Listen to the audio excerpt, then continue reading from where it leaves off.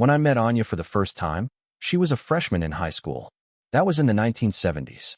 She and her parents, Otto and Hannah, were a very warm family. They lived in a beautiful house in Oakland. Her father worked in a bank, and her mother was a primary school teacher, both of whom had very stable jobs. She was very good, gentle, and quiet, not the kind of girl who would go out and have fun. At that time, she was tall and beautiful. She was always smiling and wearing her long blonde hair in a ponytail, which made her look very innocent and lovely. However, Anya's younger brother, Lucas, was just the opposite. He was 1 year younger than her, but he was very active. He always liked to play pranks, but he was also very smart. He was the kind of person who could make people laugh and cry at the same time. Anya and Lucas were a good pair of siblings. They were close and always took care of each other. Meanwhile, Anya personally fed him and massaged his feet, serving him around the clock. On the second day, he claimed he needed to observe a human model, so Anya removed her outerwear, keeping only minimal coverage, and presented her graceful figure under his watchful eyes. On the third day, he claimed he wanted to stimulate his artistic senses with physical contact, so Anya slept on the same bed with him, lying close together. Lucas held her tightly, his face flushed with a sense of triumph, and finally made his last request. "Anya, would you be willing to dedicate yourself to art?" "What do you mean?" "This competition, I want to make it about love, but I've never loved anyone before and I've never been with any woman. So could you?" As he said this, his hand reached for Anya's body. Anya instinctively pushed him away, her tone hesitant. "This can't be right. I see you as an idol and a benefactor, but I'm a married woman." "Anya, I'm so hurt." Lucas pretended to be disappointed. "I've always been pure and kind. It's all for the sake of art. I never thought you'd think of me like this." He stood up and started dressing as if to leave. "Well, forget it. Last year's competition already left a shadow on me. I'm only entering this one to paint for you in front of the whole world. Now it seems there's no need for that anymore." Hearing this, Anya clenched her lips tightly. She remembered that rainy night when she had been thrown out of her house due to her company's bankruptcy, despondent and wanting to commit suicide. But unexpectedly, she saw a painting by Lonely City titled "The Sea in the Sky" at a magazine office. The brilliant colors, the gentle brush strokes were like a rainbow shining into her heart, giving her the hope to live on. Without Lonely City, she would have died that night. With that thought, she steeled herself and finally pulled Lucas back. "Anya." Lucas feigned surprise, but secretly smiled in his heart. He had finally won Anya over. Tomorrow, after the competition, he would publicly confess his love and reveal his Lonely City identity. After all, Lonely City had already retired and sealed his work, so who would know he was an imposter? The next day, on the day of the national art competition, since the well-known masters in the industry knew that Anya would be in charge of this competition, almost no one participated. The venue was filled with ordinary artists from across the country, and Lucas dominated the scene. To cheer him on, Anya had organized a cheering squad of tens of thousands, which stretched from the Third Ring Road all the way to the venue. "Go, go, Lucas, go." The cars drove along the road, with people on both sides offering encouragement and support. Seeing this, some bystanders began to discuss. "Isn't that Ito and her assistant? How come they're participating in the competition and making such a big scene?" "You don't know? I heard that Lucas is the legendary artist Lonely City. President Ito is a huge fan of his." Sitting in the convertible, Lucas enjoyed all the attention as he entered the venue. The competition was divided into two parts. All the artists would spend 3 hours painting in private rooms, after which the paintings would be displayed for public judging and ranking, and Ito could watch everything from the surveillance cameras. Standing at the venue, Anya was still comforting Lucas. "Lucas, I'll be with you the whole time. Don't be too nervous. The championship is yours for sure. But I'm still a little nervous." Lucas smiled wickedly. "How about you kiss me? That way I'll relax." "What are you joking about? There are so many people here." Anya's face remained stern, but her ears turned slightly red. Lucas pretended not to hear, leaning in towards her in front of everyone. Just as their lips were about to meet, Anya's phone suddenly rang. It was the bodyguard from the villa. "President Ito, you need to come back right away. Young Master Wong just left with his luggage." The bodyguard's voice came through, tinged with urgency. "It seems he's serious this time. He even said he has already left you. Enough. Don't you know today is Lucas's competition? Stop bothering me with his nonsense. After hanging up, a surge of inexplicable anger welled up inside Anya.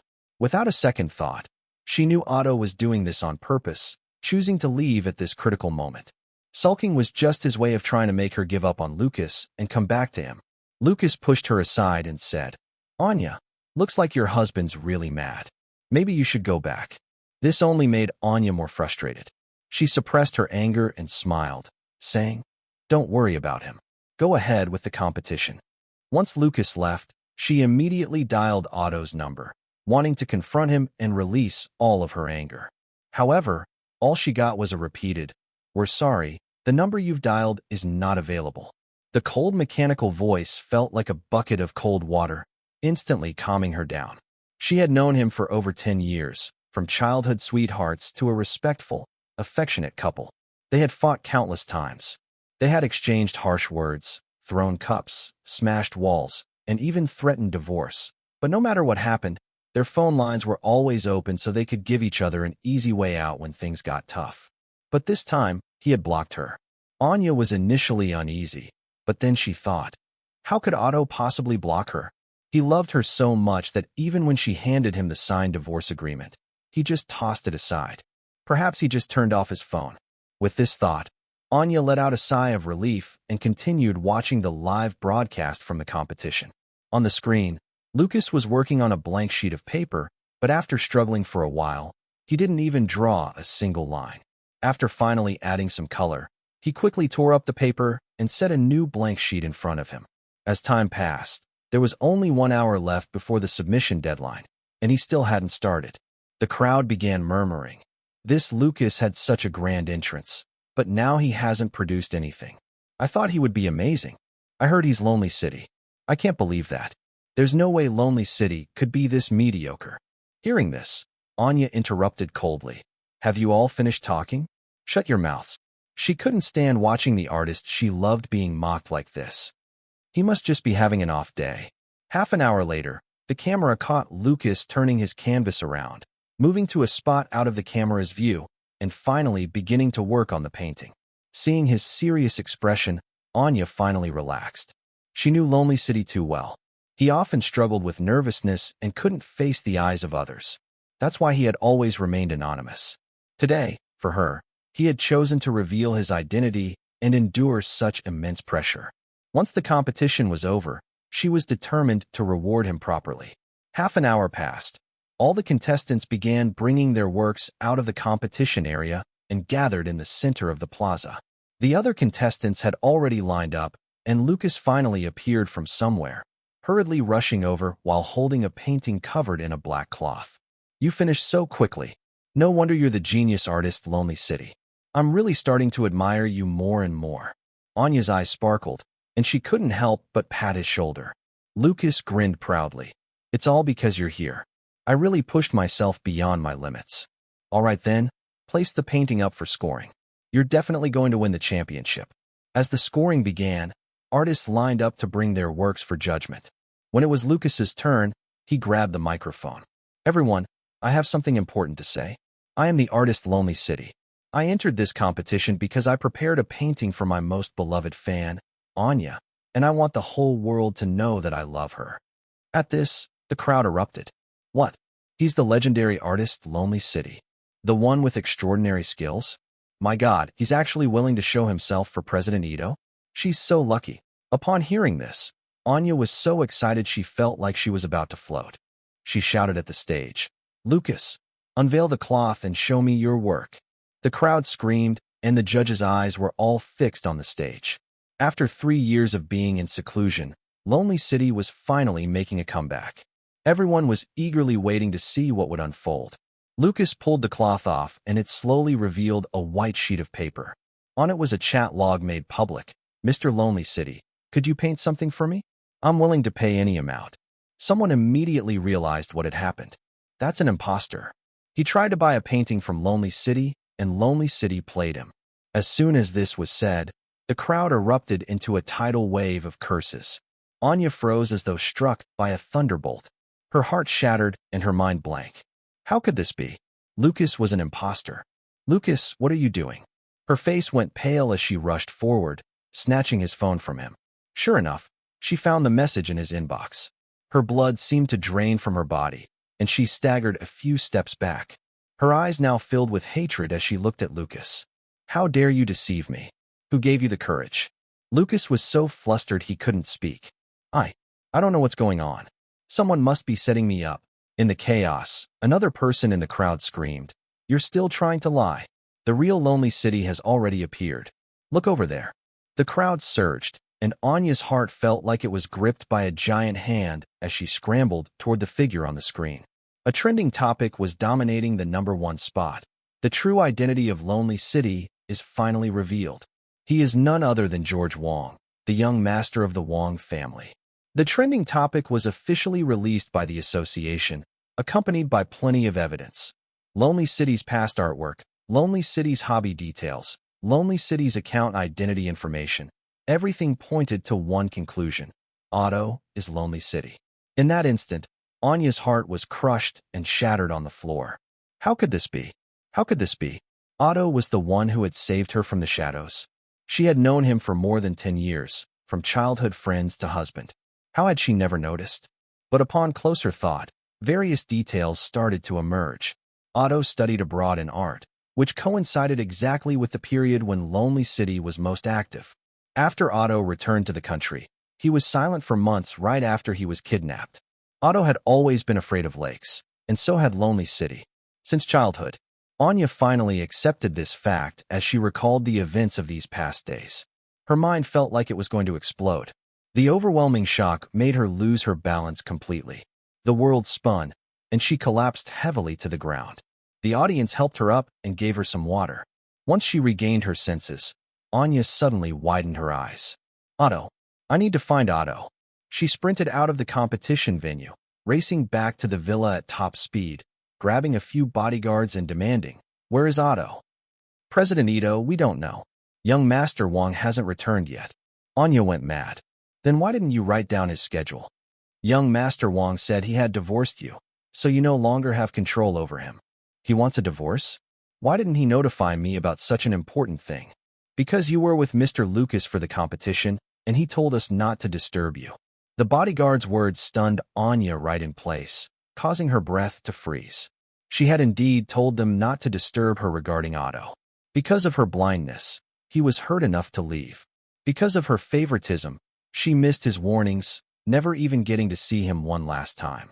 Looking back at the unusual behavior these days, there were clear signs, but she just couldn't see them. No, he loves me so much. He wouldn't divorce me. Anya suddenly forced a smile, stood up, and pushed open the villa door to prove that Otto was only being petty. She rushed to the bedroom to find something he hadn't taken with him. However, she discovered that everything related to Otto had disappeared. Childhood photos with her, gifts exchanged during their courtship, wedding photos hanging on the wall, everything was gone. The only thing left was a document on the bedside table. Anya, grabbing onto it like a lifeline, immediately tore it open, shredding it into pieces. A complete divorce agreement. Swish. The overwhelming pressure made Anya gasp for breath, gripping the wall tightly, forcing herself to accept the truth. Otto had already divorced her. At the end of the agreement, her name was boldly signed. It was the signature she had written herself to threaten him, and now it had become the powerful tool for his departure. The boomerang she had thrown out had come back and hit her squarely. Regret flooded her mind, and her heart was drowning in bitterness. Otto, how could you divorce me? I only signed to scare you. Slumped at the head of the bed, Anya's eyes were swollen and red, full of self-blame. She asked herself over and over, why had she pushed Otto to the point of divorce? But the answer seemed obvious. 10 days ago, she brought the imposter home to take responsibility and even used divorce as a threat. 9 days ago, she had bought the most humiliating painting of his at the auction and given it to the imposter. 6 days ago, she wrongly assumed he was making a fuss and even pressured him into respecting the imposter by donating blood. 3 days ago, she had saved the imposter with her own hands, performing CPR on him, ignoring how terrified he was of water. Enduring the despair, Otto had been her childhood crush, her husband with whom she had shared everything, and the idol she respected most. Yet because of her blindness, she had driven the person she loved the most away. Anya slapped herself hard several times, completely breaking down. She didn't know how long it took, but eventually, she staggered to her feet, her gaze empty as if she could consume anyone with it. She walked outside the villa and called Otto's parents first. However, they seemed to be prepared and had blocked her on everything. She could only call her assistant. Find out where Otto went immediately. You must locate him. Understood, President Ito. Anya walked for a long time along the roadside until she came across the Western restaurant she and Otto often went to. She pushed open the heavy wooden door and found a seat. As usual, the waiter silently placed two steaming, fragrant burgundy braised beef dishes on the table. Recalling the past, Otto would always frown slightly after tasting a bite, then helplessly say, "The chef's salt shaker must have fallen into the pot again today." And she always would laugh and counter him for being too picky. In a daze, Anya pierced a soft piece of beef, bringing it to her mouth, but all she tasted was the deathly silence of salt, salty to the point of bitterness, burning her throat. She gulped down a large sip of red wine, trying to wash it down, but the wine was so bitter it made her eyes sting.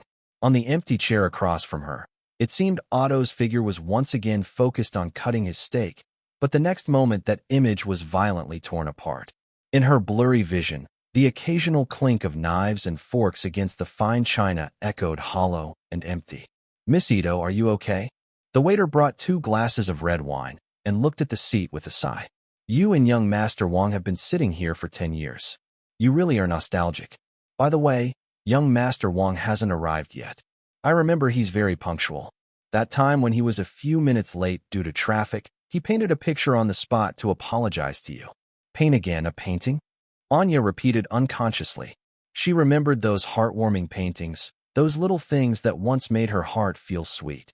This time, however, those sweet fragments turned into the sharpest glass shards, cutting through her already broken heart. And this time, Anya suddenly looked up, her voice cutting through the soft music in the restaurant, causing the neighboring table to glance over. She stared fiercely at the empty chair, her eyes burning red, but tears flowed down. "Otto, how long are you going to be late this time? I don't want you to paint for me anymore. I just want you to come back." Her tears, hot as they were, landed on the napkin, leaving a mark of despair.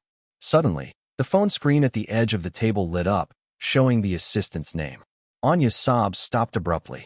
Grabbing the phone as if clinging to the last lifeline, she shakily pressed it to her ear. "President Ito," the assistant's voice was unusually clear. "We couldn't find any leads on young Master Wong, but we found surveillance footage of Assistant Lucas bullying him. We also found that Assistant Lucas just purchased an overseas flight ticket." After the assistant sent over the surveillance photos via email, Anya immediately opened them.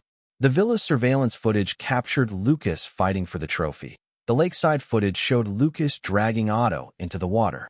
She watched them one by one, her body exploding with immense rage.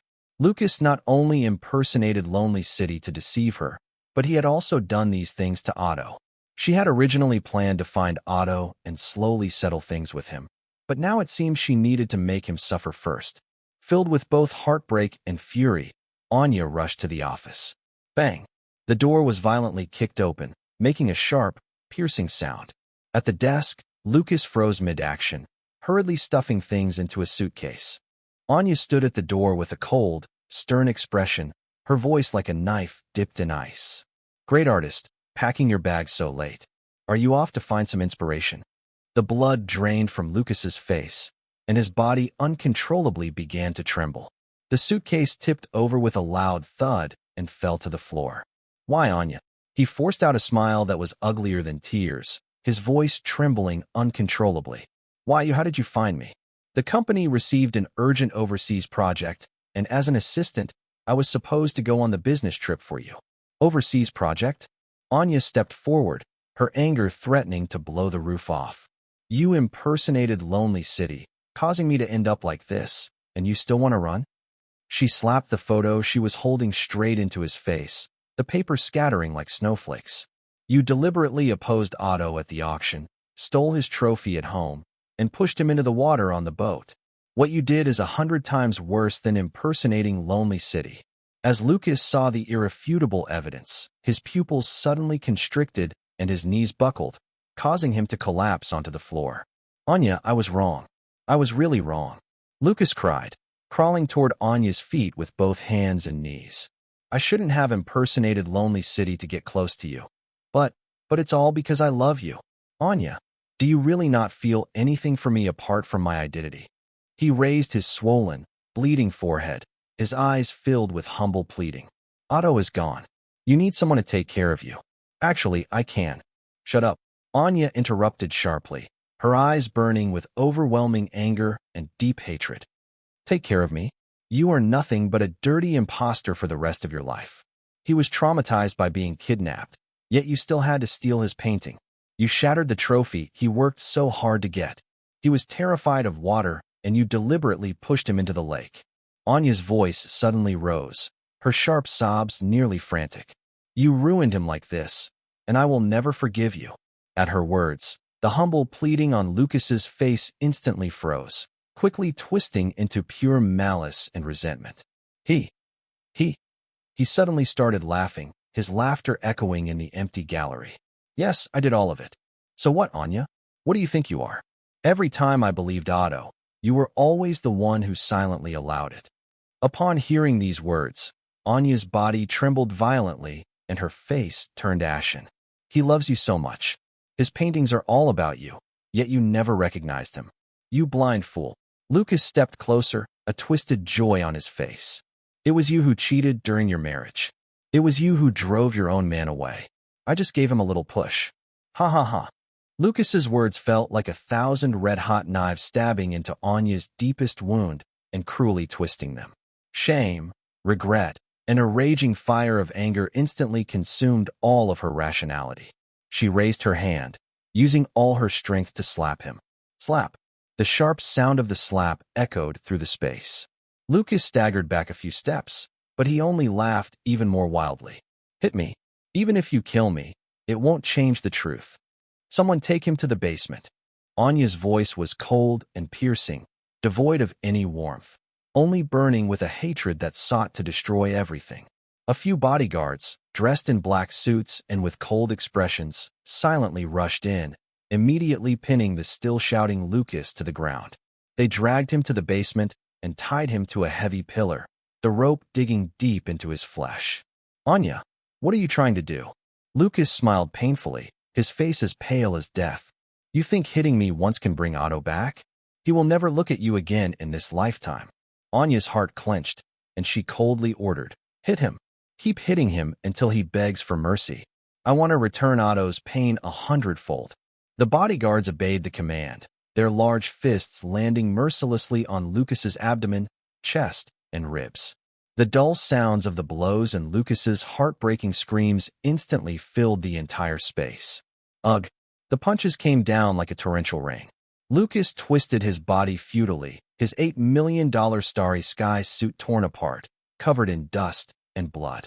Each heavy strike sent his internal organs into turmoil, his vision going black.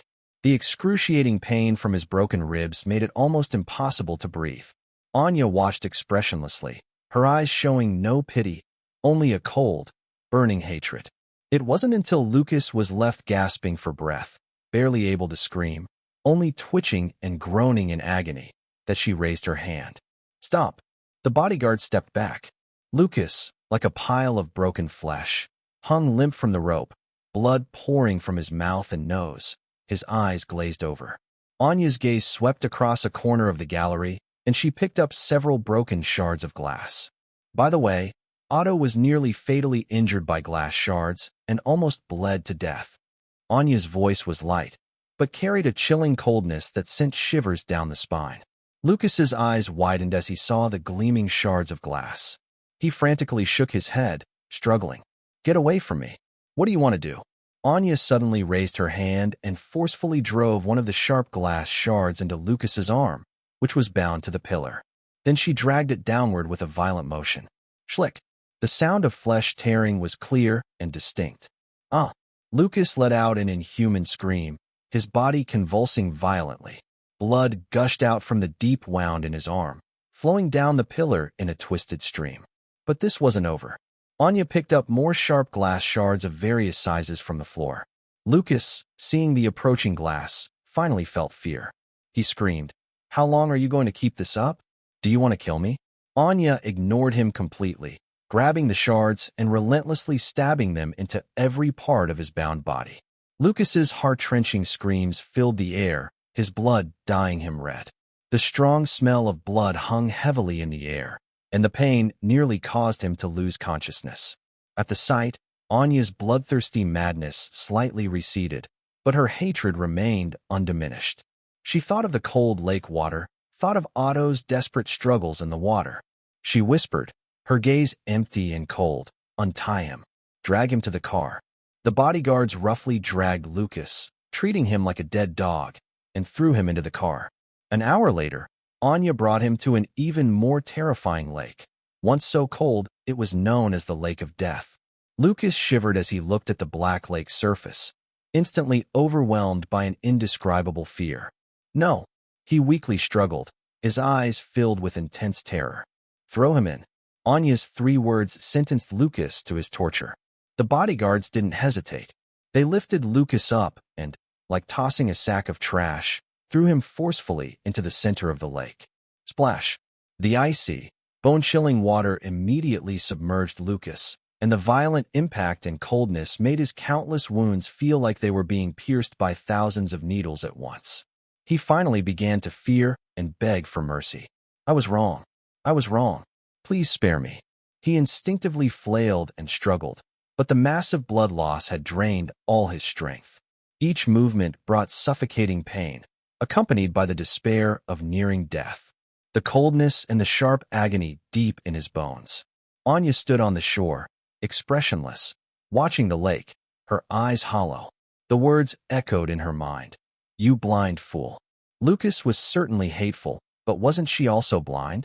In 3 years of marriage, her obsession with Lonely City had grown deeper and her feelings for Otto had grown weaker. Lucas, with just a little disguise, had fooled her completely, making her unable to even recognize the man she loved the most. At the auction, when Otto had to watch her light the lantern for Lucas, how humiliated must he have felt? When the trophy was smashed and Otto was framed while she protected someone else, how unjust it must have been for him. When he was pushed off the boat, terrified of water, struggling to the point of fainting, how helpless and despairing must he have been? Anya couldn't bring herself to think any further. Just thinking of Otto's face caused her heart to ache in empathy, the pain so unbearable that it felt as if she couldn't breathe. He had loved her for over 10 years, and as his wife, she shouldn't have had any thoughts for other men. His paintings had given her a new life, and as a fan, she should never have pushed her idol into the abyss. From every angle, she had failed utterly and completely. The thought that she might never see Otto again overwhelmed Anya with such pain that she finally broke down, tears streaming down her face. "Otto, I truly know I was wrong. I was blind. I was deluded. Please come back, okay? I'll make it up to you in the next life." But unfortunately, he could no longer hear her words. Her regret was blown away by the wind, carried off to who knows where. Suddenly, she raised her head and forced herself to stop crying. Instead of torturing Lucas, there was something even more important she had to do: find Otto. They had shared more than a decade of emotions. Surely there was still a chance? If she could apologize and humble herself, perhaps he could return to her. With that thought, Anya regained her confidence. She hauled Lucas, barely alive, out of the lake and left the area immediately, calling her assistant. "From now on, stop all business. Everyone, find Otto. He's already exposed his identity. Follow the trail. Dig up the earth if you have to, but find him for me." On the other side, I got off at the Bee City train station. The late autumn air in Bee City carried a dry, biting chill. I made my way to a corner of the city, tightening my windbreaker, and pushed open the heavy glass doors of the Bee City Painting Art Association, cutting off the noise of the bustling street behind me. Inside the lobby, the heating was on full blast, and the musty scent of aged paper filled the air. This familiar yet foreign smell made me pause for a moment. I walked straight to the reception desk and handed over the materials I had prepared earlier. The staff member, a young woman, glanced at the name column as she took the documents, her eyes widening slightly. "Otto, You're the Lonely City artist. I remained calm, nodding slightly. Yes, that's me. Could you please process my membership registration? Also, I paused, my voice low and steady. I'd like to request a 2-month delay for my personal exhibition originally scheduled for the beginning of next month. As a young heir to a wealthy family, I had countless ways to prevent my information from being discovered by her subordinates, but once I hosted an exhibition, it meant I would have to make a personal appearance. I didn't want Anya to find me so soon. Perhaps in 2 months she would have calmed down.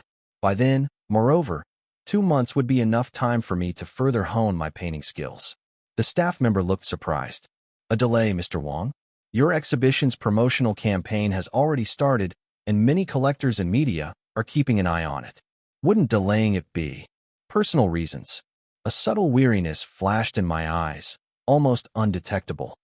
All right, I'll process that for you right away. Seeing my firm attitude, the staff member didn't dare ask further questions and quickly began typing on the computer. Just then, a clear, refreshing voice came from behind, hesitant and unsure. Are you Otto? I froze for a moment and slowly turned around. To my surprise, I saw Hannah, my senior from when I studied in France.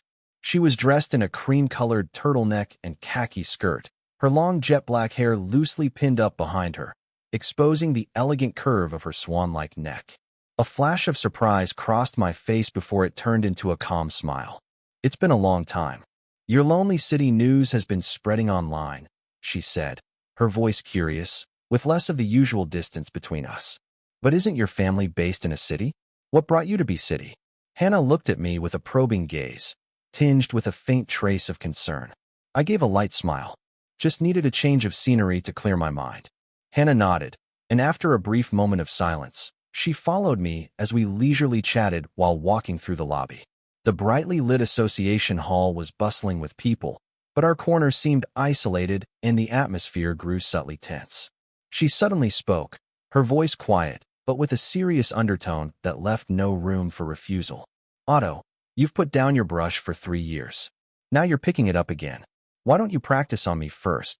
You want me to paint something for you? I looked up a bit surprised. Yes, right here. Using the tools over there. Hannah pointed to a small round table nearby where members could rest and practice. Her lips curled up slightly. I also want to see if the Lonely City genius painter who hasn't picked up a brush in 3 years really has lost his touch, as the rumors say. All right, I naturally picked up the drawing board. Since it's you, senior, who wants to see, I'll make sure to do it well. After saying this, I faced Hannah and began to draw with utmost seriousness. Upon seeing this, Hannah's cold eyes flickered with a hint of ripples, like a stone thrown into an icy lake. She watched the man in front of her who seemed even more somber than she remembered, and fragments of memories from their time studying abroad resurfaced in her mind. Back then, while they were both at the art academy, she had already learned about his identity as Lonely City and gradually developed feelings for him. Her fantastical daydreams shifted from admiration to affection. She had planned to confess after graduation, but she discovered that he was already engaged, so she carefully hid her feelings, quietly observing him from afar. She knew everything that happened to him in a city. Her reason for asking him to paint was not only to give him a chance to practice, but also to help him fully move on from the situation with Anya. Hannah's thoughts wandered. Just like this. 20 minutes later, I stopped painting. The other practicing artists around us were drawn to my painting, unable to help but praise it. Of course, it's Lonely City. Only you can capture this kind of stunning beauty in your style. Expressing a portrait with 7 different colors. Composition is full of tension, yet so full of life. And the model? She's beyond beautiful. Upon hearing this, Hannah couldn't help but become curious.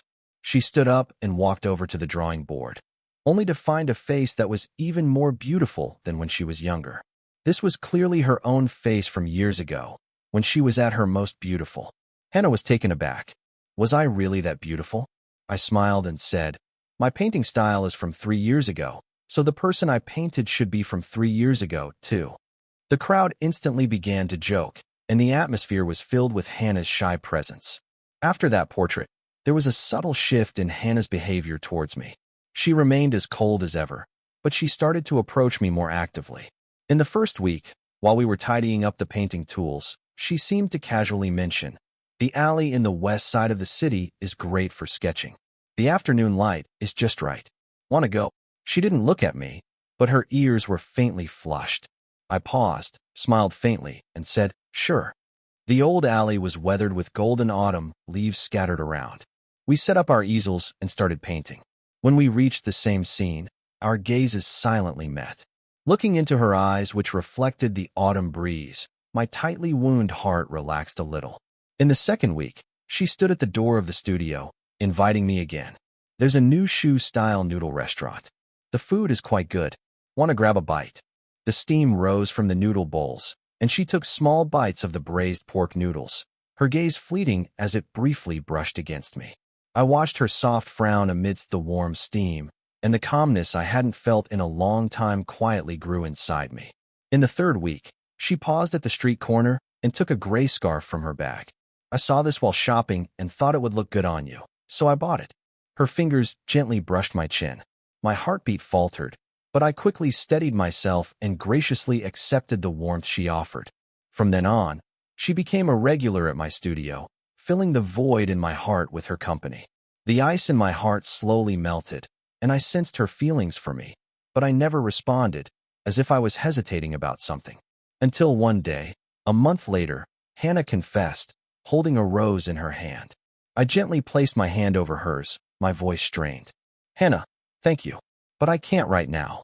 Hannah didn't pull her hand away. Instead, she gently grasped my cold fingers, her touch soft. "It's okay. I know you're still afraid of what happened before. I can wait for you." This understanding stirred my heart more than any confession could, and the ice deep within me silently cracked. 2 months passed in the blink of an eye. The grand opening of the Lonely City Personal Art Exhibition was in full swing, with crowds of visitors filling the venue. In addition to the fans who had come from far and wide, there was one figure who seemed out of place: Anya. She had searched for him tirelessly in a city for 2 whole months. The person she was looking for had hidden himself too well. There wasn't a trace of information to be found. Only when the exhibition's address was publicly revealed did she rush over without a moment's hesitation. At that moment, Anya was standing in front of the glass wall of the exhibition, her gaze locked on her reflection in the glass. Her wine-red dress was a limited edition from Wong, perfectly outlining the curves she was proud of. It had taken 2 full hours to perfect her makeup.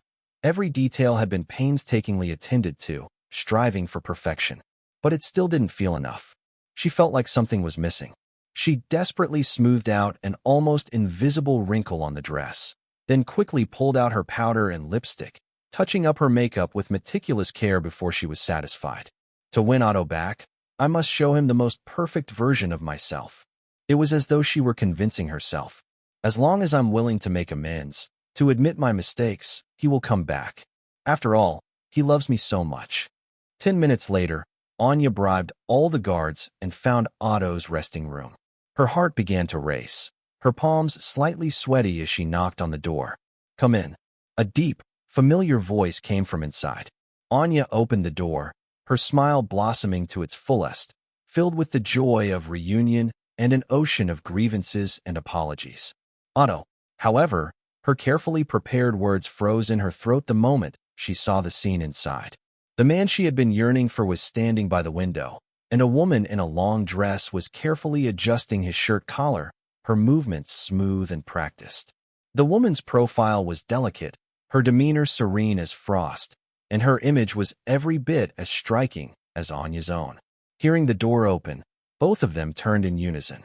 When the man saw her, there was no ripple of emotion in his eyes, only an unfathomable depth like a still pond. Hannah's hand was still resting on my collar, her calm gaze landing on Anya, exuding an air of quiet certainty. Anya's smile stiffened, feeling as if she had become a ridiculous clown who had intruded on someone else's world. "Do you need something?" I broke the silence with a voice that was cold, lacking any warmth. Anya's mind went blank, the shock almost leaving her speechless. She opened her mouth. "Otto, can we talk alone?" "No need." I directly refused, still standing beside Hannah as I added, "Whatever you have to say it here." Anya's heart felt as though it had been gripped by a cold hand, the pain so sharp that she could hardly breathe. "Otto." Finally, she couldn't hold it back any longer. her voice cracking with tears. "I came to apologize. I truly know I was wrong. I was deceived by that bastard Lucas. He impersonated Lonely City, used all his tricks to deceive me, and I lost my mind." I listened with indifference, as though I hadn't even heard her. When she finally finished venting, I casually added, "Anya, Lonely City is just a name, not a shield for your betrayal. If Lucas is Lonely City, does that mean you can hurt me with a clear conscience?" The words hit her like a sharp knife, piercing through all the carefully woven excuses she had built up. Anya's face turned as pale as paper, her body trembling like a leaf in the autumn wind, unable to find any counterargument. Yes, even if Lucas was Lonely City, should she have hurt her husband? These excuses were nothing more than a means of self-deception. I admit I was foolish. I was careless," she cried out in despair, trying to grab my arm. "Otto, please give me another chance. I will make it up to you. I know you still have feelings for me, right? After all, we've been together for so many years." I coldly jerked her hand away with such force that she staggered slightly. "Ms. Ito, please have some dignity. We are divorced. The name was signed by your own hand." At those words, Anya's already aching heart felt even more unbearable. The person she loved had been certain he wouldn't leave. She had threatened divorce time and again, convinced that he would never sign the papers. But he did, and now she didn't want it anymore. At that moment, Hannah, who had been silent until then, stepped forward and naturally took my arm. "Ms. Ito, the exhibition is still ongoing, and there are many guests outside. Otto needs to rest now. If there's nothing else, please leave." Anya was about to explode at the sight of another woman commanding her. A powerful mix of jealousy and rage exploded inside her, making it unbearable. "Otto, I can accept this for myself, but who does she think she is to drive me away? Think about our 10+ years together. Now, are you going to let another woman take control over me?" Seeing her act so self-righteous, Hannah wasn't going to let it slide. Her gaze was as calm as water. "Ms. Ito, wasn't that how you treated Otto before? How come when the same treatment is given to you, you can't accept it?" Anya was instantly silenced, her mouth feeling as though it had been filled with lead. Only then did she realize how shameless and hypocritical she had been. Just facing another woman had already brought her to the brink of collapse. It was unimaginable how much damage she must have done to Otto back then. "Leave," I said coldly, my eyes filled with nothing but cold indifference and a desire to drive her away. "Otto, don't make me leave. Please." Despair and heartbreak almost made Anya collapse, but she refused to give up. She clung desperately to the table. Several bodyguards entered, forcibly dragging her out of the resting room. The door slammed shut behind her, cutting off everything from the inside. Anya leaned against the cold wall like a puppet whose soul had been taken away, dazed and lost, tears pouring down her face, ruining the makeup she had so carefully applied. She weakly lifted her head, her gaze wandering aimlessly across the splendid gallery. The breathtaking artworks around her. Suddenly her eyes locked on something in the prominent spot. There, hanging was a large portrait titled Rose. The woman in the painting was looking back over her shoulder, her eyes serene yet full of strength. In Otto's brush strokes, she was stunningly beautiful, as if she were the very center of the world. Anya immediately recognized her, the woman from the resting room earlier. "Did you hear? The most valuable painting today is a rose, which Otto painted for his senior, Hannah. This painting is too beautiful. They truly are a perfect match." She raised her eyes again and noticed a small, inconspicuous painting in the corner titled Swing, with a date from 5 years ago. The painting depicted a woman swinging in a garden, her skirt billowing in the breeze. It was a piece he had specifically created for her, a precious memory he had kept on canvas. Now, that painting, Swing, was lost among the many masterpieces, faded and dim. Meanwhile, the large piece, Frost and Snow, was bathed in the spotlight, receiving all the admiration and praise from the crowd. A vast contrast between the two was like a dull blade deeply slicing into Anya's heart. She looked at Hannah, the woman now given life in the painting, then looked at her own reflection in the glass, disheveled and defeated. Her heart ached to the point of numbness. Otto had finally picked up his paintbrush again. He had finally regained the light and warmth. He had given his soul, his deep affection, to someone else. And all of this was something she had created with her own hands. Ugh! The immense regret and pain swept over her like a tsunami, drowning her completely. She pressed her mouth shut, but couldn't stop the flood of tears. She had lost him forever, completely lost him. In this dazzling temple of art, under the glory that belonged to him and another woman. Anya curled up in the cold corner, her tears flooding like a broken dam. 5 hours later, the personal exhibition was a massive success, and my fame skyrocketed. One of my paintings even sold for tens of millions. As the event neared its end, numerous industry elites came to congratulate me, engaging in lively conversations. Throughout it all, Hannah graciously looped her arm through mine, accompanying me and toasting with me again and again. Perhaps it was the effect of the alcohol, but when we returned to the resting room, the distance between us closed once more. Hannah, thank you for helping me handle the exhibition today and for pretending to be my girlfriend. I smiled. Then I casually asked, is there anything you want as a gift? I can give it to you as a thank you. Of course there is. Hannah suddenly leaned in closer, her expression as calm as ever, but her eyes sending a silent, flirtatious signal. I want to become your real girlfriend. Can you give me this gift? Faced with her earnest request, this time I didn't refuse. Of course you can. I looked at Hannah, her cheeks slightly flushed, our eyes meeting in that moment. Countless thoughts collided inside me. I felt bolder, gently cupping her face and leaning in to kiss her. After the exhibition, that heart-wrenching expulsion didn't make Anya give up immediately. She was like a trapped beast, stumbling through a maze, stubbornly searching for the exit that had been permanently closed to her. In the days that followed, Otto's resting room, the Art Association's office, and even Hannah's gallery began to frequently receive exquisitely wrapped gift boxes. From limited edition sets of art supplies worth tens of thousands, to multi-million-dollar haute couture dresses, to rare antique paints. It seemed Anya was trying to build a path back to the past through material things, hoping that expensive gifts would fill the debts she couldn't express. Each gift was accompanied by a card carefully written with her humble, pleading words. Otto, I remember you once mentioned this set of brushes. Miss Hannah, this is a small token of my appreciation. Please don't dislike it. May you both be well. However, all of these gifts, laden with her obsession, were returned without exception. Sometimes, I coldly rejected them myself, and more often, Hannah calmly instructed the assistant to handle them. The last time, Anya stubbornly placed a redwood gift box containing a limited edition master's art book at the door of the Art Association.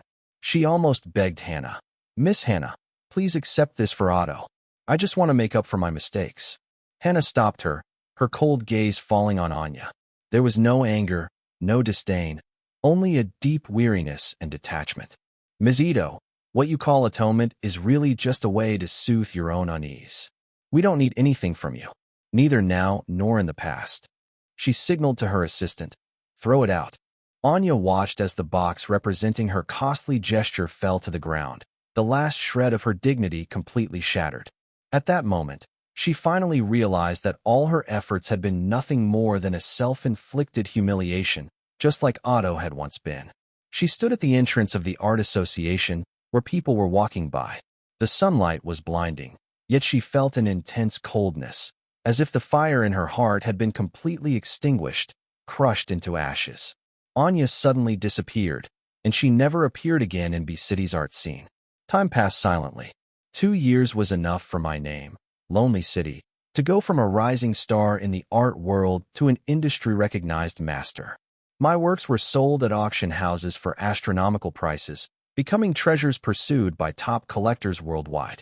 Every opening of my exhibitions became an event in the art world. On this day, a new poster once again covered the exterior walls of the exhibition hall. But the focus of the poster wasn't a stunning painting. It was an oil painting titled The Pure Bride. The woman in the painting wore a simple, pure wedding dress, her happiness and peace almost spilling off the canvas.